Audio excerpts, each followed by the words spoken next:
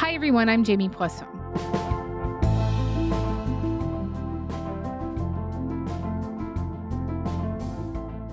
Just over a week ago, the Quebec government announced that it would table a bill that would ban prayer in public spaces in the province.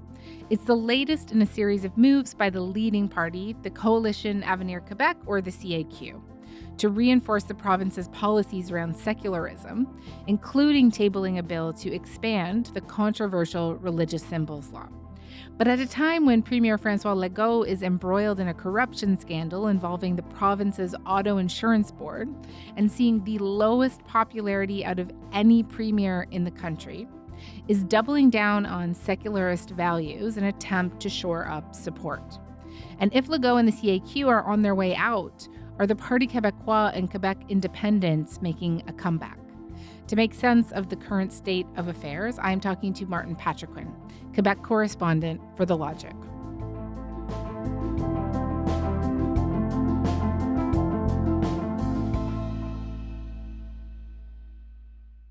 Martin, hey, thank you so much for coming onto the show. It's really great to have you. Thanks for having me.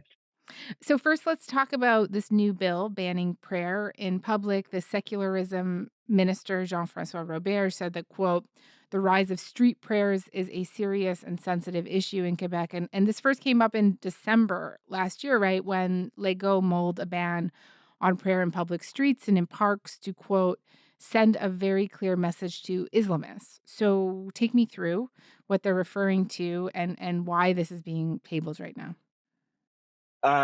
So the law basically is it's sort of self-explanatory. It bans public prayer in general.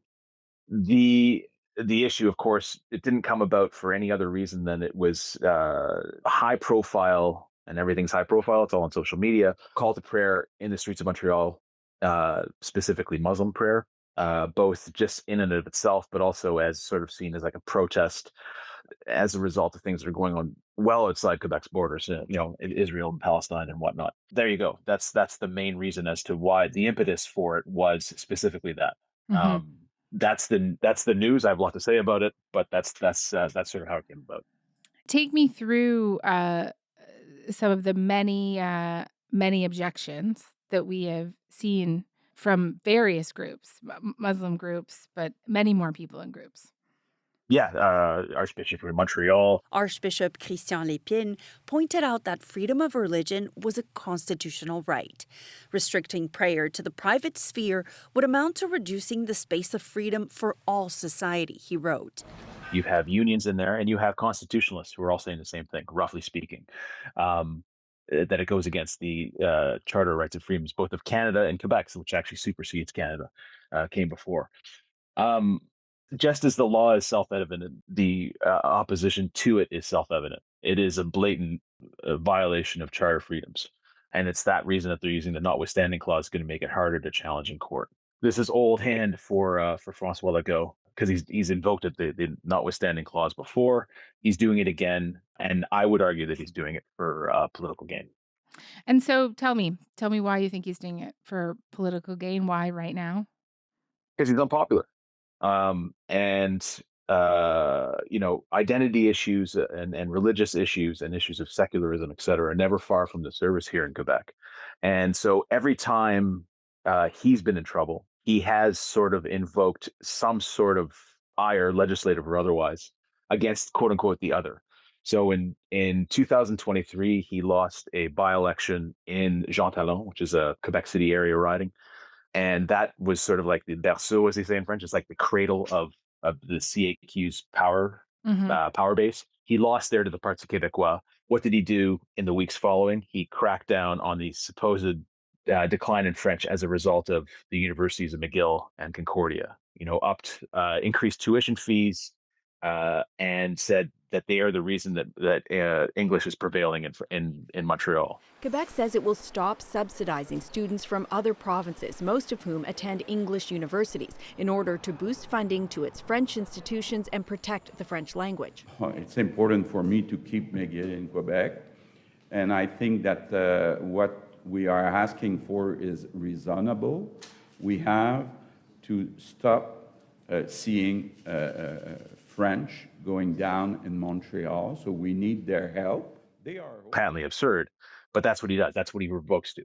The fact that we're sort of seeing some of this stuff come up now, granted, the public prayer law in question comes before this, but he has ramped up after the recent by-election loss in Arthabaska, which is another place that they lost to the PQ, and is another sort of cradle of CAQ power. And so he's come out again, and is what does he revoke to? Where does he turn to? He goes to identity issues. He goes to issues of temporary foreign workers.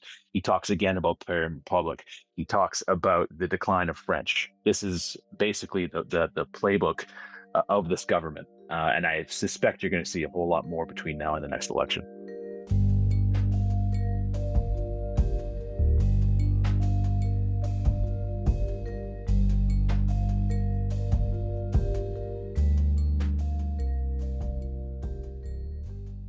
In addition to the banning prayer stuff in public spaces, there was also this advisory committee that's now recommending Yeah. expanding Bill Yeah. 21, right?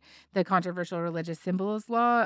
And so what would they like to do there? So basically, what they want to do is they want to extend the ban on religious symbols in public spaces to daycare and daycare workers, with grandfather clause for existing workers in there that wear some sort of religious symbol. So hijab, what have you. I mean, we're talking here about any religious symbol, but fundamentally, much like the public prayer thing, this is targeting Muslims, and so they want to do that uh, in the sort of publicly funded daycares in Quebec.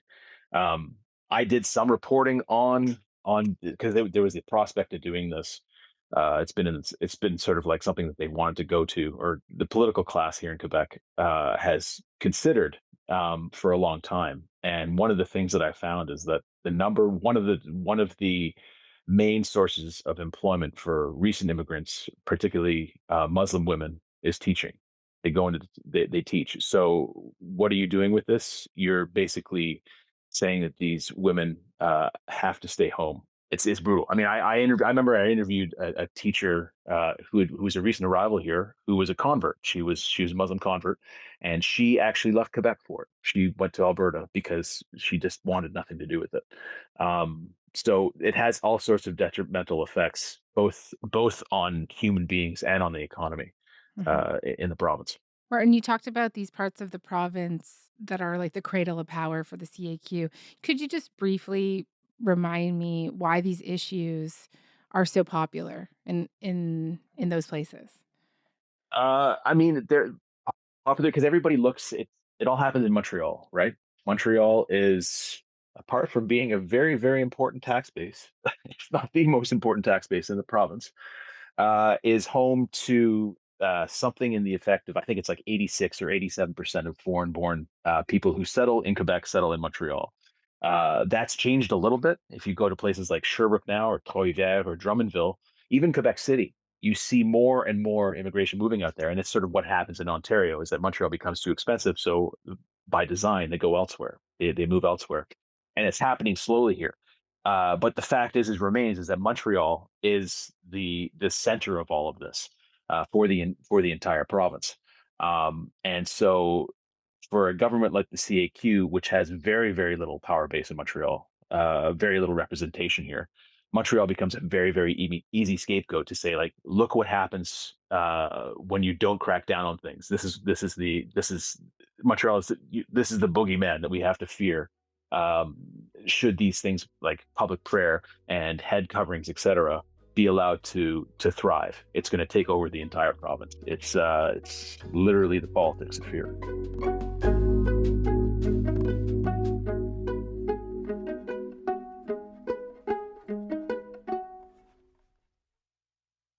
I want to dig in with you a little more on why Legault has come to find his poll numbers in the toilet. Like, why he's having such a rough go lately.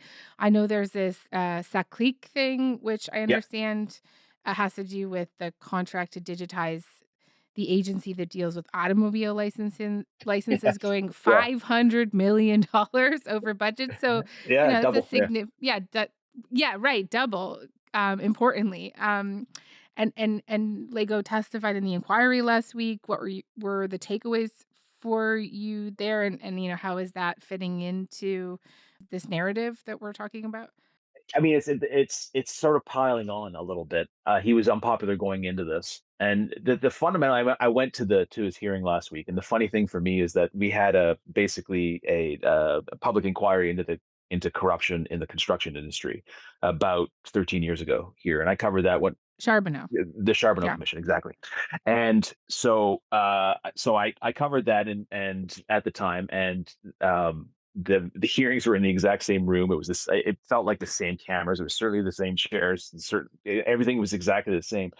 The difference is very, very telling for me, though, is that the Charbonneau Commission, which basically helped bring down Jean Charest's Liberal government at the time, was really cool, sexy, interesting stuff. Justice France Charbonneau sat in her chair one last time to deliver a conclusion that became very clear during the inquiry. L'industrie de la construction a été infiltrée par la mafia. The construction industry has been infiltrated by the mafia, she said. It was like cash-filled envelopes and corruption and mobsters and all this really interesting intrigue surrounding Montreal's construction industry, and it had been that way for a long time. Fast forward 13 years, and here I am sitting there, and it's effectively a scandal about the provincial DMV, the Department of Motor Vehicles. Like it's like you were just describing it just then, and I hear it, and I'm just like, man, is that boring? It's literally like a problem with tech support. Like they paid too much for tech support. But it's it's even more telling for me is the fact that he came to testify during it, because he realizes the extent to which this is a political issue for him. He came in and said, this shouldn't have happened. I should have known about it earlier, and all this kinds of stuff. I learned about it in February 2025. Now, should I have known about it? I think so. And basically put himself out there to make a real show of the fact that he cares about this, and then he's going to do better next time. At the end of his testimony, Legault stressed the importance of accountability and that there should be consequences for those involved. C'est important qu'il y ait des conséquences pour ces personnes-là. In 3 hours of testimony, he repeated he was kept in the dark about SAC-Click and blamed officials at the SAAQ for the problems. I don't think the Francois Legault of 2020 had this happen back then, or even 2022 when he was at the height of the polls, when he was pretty high up. Right, when he won like a majority that year, right? Exactly, and a guy who was seen as rightly or wrongly as someone who handled the COVID-19 epidemic fairly well, to which I think there's certainly some merit. I don't think that version of Legault would have testified last week, but he realizes the trouble he's in, and he's got to sort of make a show about that he cares and that he wants to do something about it. Right. Well, you wrote this piece, which I read with much interest in the Logic last week, Yeah. right? You essentially said that you think that he's cooked. The CAQ lost its third by-election in a row last month, and by-elections are also not the sexiest thing, but they often serve as kind of bellwethers, right? They told us a lot about the Trudeau Liberals, for example. Sure. If you could like boil it down for me, how would you explain his fall in popularity from that 2022 height of popularity? I think his approval ratings were like 85% at one point. He got that majority, as you mentioned. What is it that explains him now being the least popular premier in the country, ultimately? I mean, I think a lot of it is fatigue. He's been in power since 2018. And similar to the Trudeau government, if you go back to COVID with Trudeau, the parallel is not that much different. Trudeau was at his heights during COVID. I think this is just sort of the inevitable hangover in a lot of cases. And so when something as unsexy, to use that word again, like SAC-Click comes along, it's not something that you can just dismiss. It's actually the beginning of a snowball. Or the snowball has already started, put it this way, and this is just becomes part of it. And then it becomes anything that happens sort of adds to that narrative of decline and the narrative of, well, we really need new blood in here.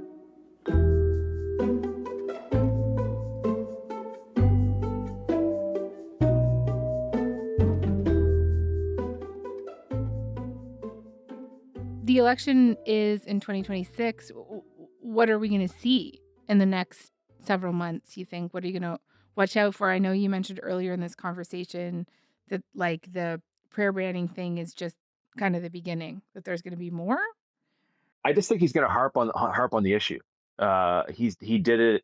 He's done it two times during elections, in both elections where these issues came up, and I mean, it's inevitable he's going to do it the same again. I think if you look at what his opposition is, which is the Parti Québécois right now, a party which is more or less saying the same thing as him, as far as religious minority rights, et cetera, et cetera.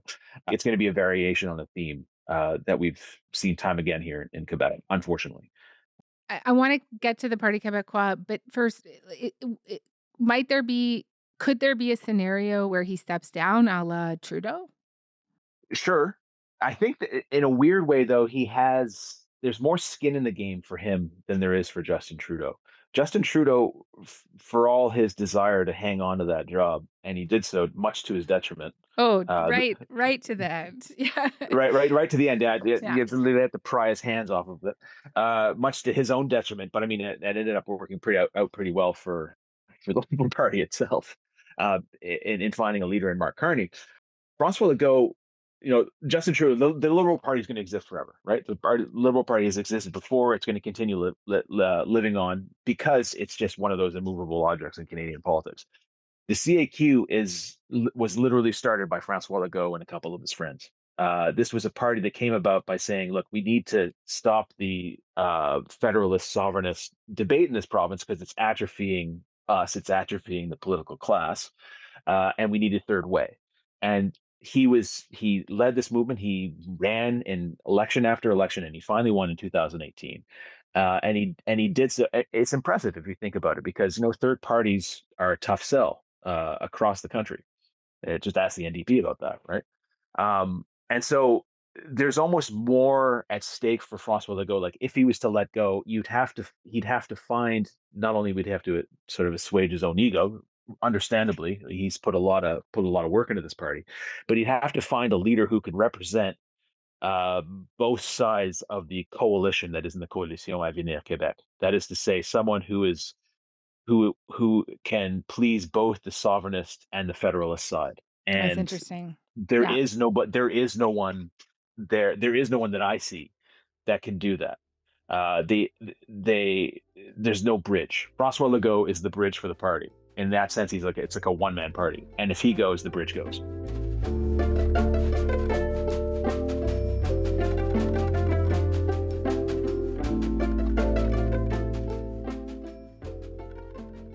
Let's do the PQ, the Parti Québécois, before we go. So this is a party that is surging in the polls. You mentioned earlier that they are kind of on the same page with Legault and the CAQ when it comes to anti-immigrant sentiments. How else are they appealing to voters right now, especially young ones? How is it different from maybe where the party sat before?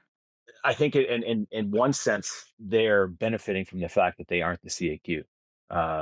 They're the natural opposition right now. It's very telling that we've had a 15-minute discussion about Quebec politics and haven't mentioned the Quebec Liberal Party yet, and I'll get to that in a second. But Paul St. Pierre Plamondon, the leader of the PQ, is young. He's telegenic. He's good with a clip, and he is the closest thing to new blood that we have right now. I think that explains a lot of the reason why he's sort of seen as the alternative to Francois Legault, and sort of seen as the inevitable bastion of change in a place that's been dominated by the CAQ since 2018. And he's also promising a referendum in this first mandate. For That's right. 2 years, right? Yeah, that's right. So like how real is the separatist sentiment in the province right now? It's as clear as mud, as usual in Quebec. If you look again, I'm going to mention it. Social media. There is an uptick in support for it amongst youths. There's a long-standing sort of cliche in the province that the separatist movement here is a boomer's game. This is something that was popular with our parents and our parents' parents, not us. There's a little bit of evidence to suggest that isn't necessarily true. That said, I mean, look at the federal election we just had.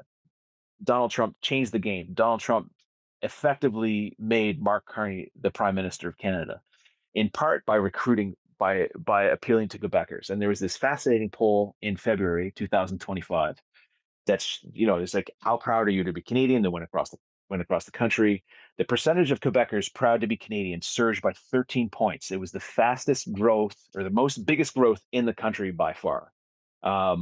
So it's almost like it's not quite black and white. It's Quebec is sending completely mixed signals as to how they feel about the country.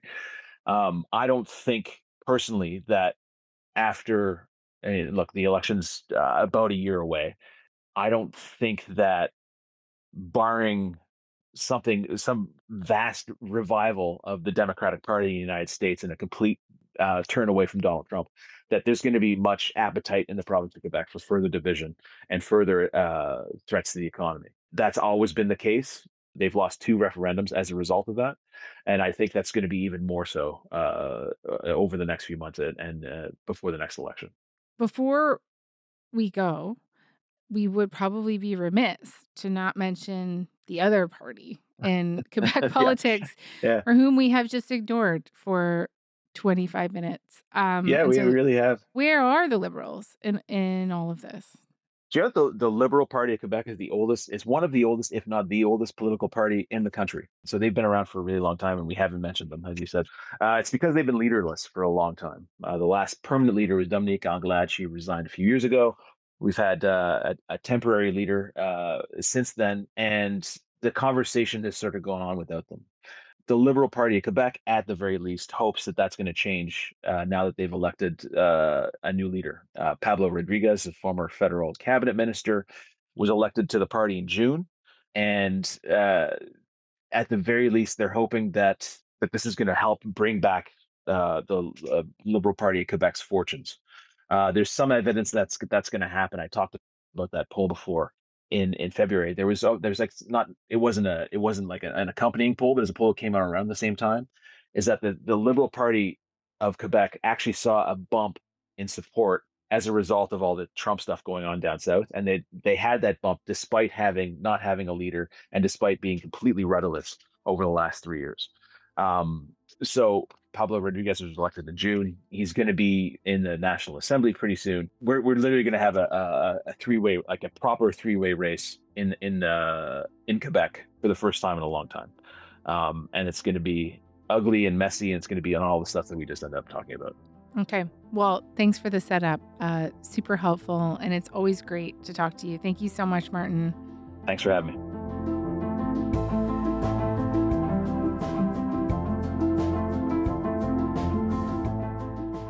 All right, that is all for today. I'm Jamie Poisson. Thank you so much for listening, and talk to you tomorrow.